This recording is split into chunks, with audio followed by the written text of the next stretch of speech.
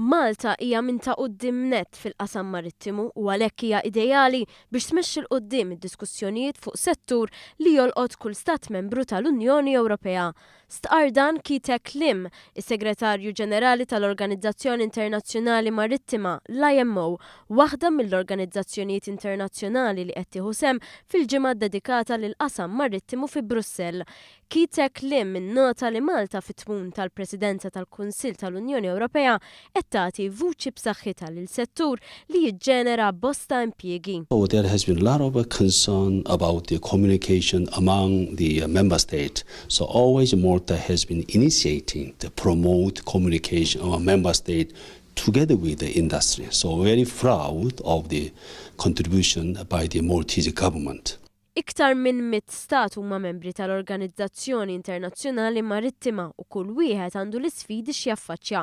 F'dan l-isfond Tek Lim stqar li wasal iż-żmien li jkunu indirizzati l-isfidi f'dan il-qasam bħal l-isfida tal-emissjonijiet, suġġett li jeħtieġ il-kooperazzjoni ta' kulħadd. In the course of our discussion in terms of the IMO mission, including safety, environment, efficiency issues, we have to maintain good communication with the member state, and particularly member states from European countries.